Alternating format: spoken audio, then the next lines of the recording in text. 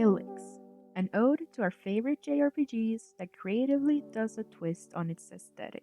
I think everyone who may have heard about Hylics will immediately associate it with its psychedelic art style. Perhaps you've never heard about it until you saw the thumbnail. In any case, I'm making this video to put a spotlight on one of my favorite games and artists recently. Mason Lindroth, the developer, shows that games can be an art form. Even if this might be an already known thing, he puts the nail in the coffin, in my opinion. It's also a perfect timing that I'm going to talk about this fever dream like game while actually having a fever. So, let's get into it. Throughout my first playthrough, I had a hard time understanding how the art style of Hylics was made. There are a few areas and enemies that look so flesh-like that I felt was too advanced for an indie developer known for only creating 2D games to making a 3D program. Oh, how I was wrong. It was even more advanced. Mason Lindroth is an artist that combines different mediums to create this aesthetic. But what probably makes the game stand out with its surreal expression is the claymation. When I read about this the first time, it all made sense. There's a certain feeling you can only express with clay, in my opinion. Unless you're very experienced in digital 3D art, of course.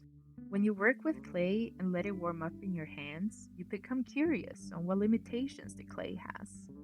Just like a child playing with Play Doh, trying to replicate what they perceive a horse or a dolphin looks like, is exactly what Mason succeeds in expressing in Hylics 1 and 2.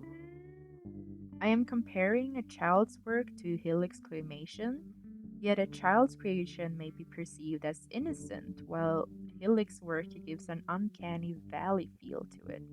Why there is such a difference in interpretation is because of context.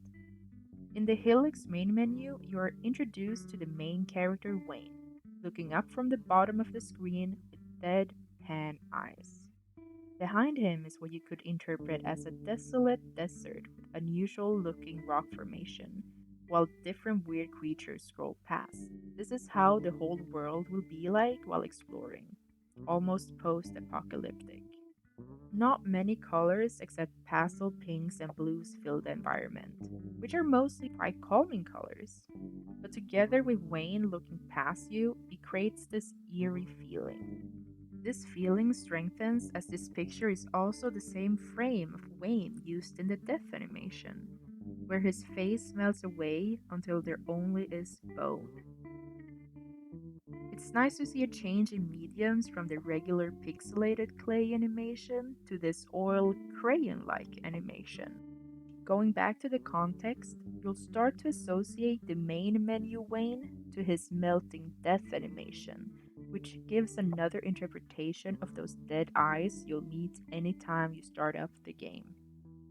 While exploring the world, you get the feeling of an innocent child expressing what a bush or a cat looks like in their mind. But the more you explore, there's something off. Rocks that you have to navigate around looks more organic, almost like intestines or other body parts. You'll mostly know through the sign if something is a friend or a foe. Yet there might be some bizarre moments that make you feel unsure, such as the Sage of Brains, a creature that resides in a red sea of brains. Because it's in your mind. Meta, I know. Initially, I hesitated to approach the creature. The entire area gave off an aura of secrecy, making it seem like a formidable secret boss that I felt underprepared to face. This feeling of unease brought back memories of challenging games I've encountered before. Basically, any From Software game, I suppose. Anyways, this area is right around the start, and it's already pretty abstract. Hylics keeps surprising the player with every new environment. If you've had a go at Human Nikki, you'll definitely pick up on how it's influenced the whole dreamy vibe in Hylics. At least, that's what I've read on the game's wiki. It's a pretty neat connection, isn't it? However, if Human Nikki is a constant nightmare, Hylics is like a fever dream while on shrooms. You'll feel good waking up, but still question what the fuck just happened. In my opinion, Mason successfully balances the imagination of a child and the reality of being an adult. We see these vibrant and simple shapes, but the further we go, the more macabre and abstract it becomes. There are still things you can go into depth with regarding Hylics, anything from the symbolism to the soundtrack that's in its own way art, which also deserves a video of its own in the future. There's so much I want to show and discuss regarding this game and the sequel, but I'm also doing this video to show appreciation for this game so that you, the viewer, may want to experience this game by yourself, as it's definitely a trip you won't forget. The game is incredibly affordable on Steam, and in my opinion, it's far from a waste of money.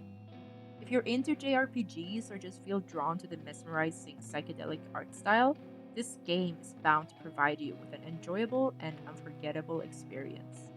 I'd love to hear your thoughts of the game, and please let me know if there are any other indie games you wish for me to spend weeks on trying to write a video script for and pretending to know what I'm talking about.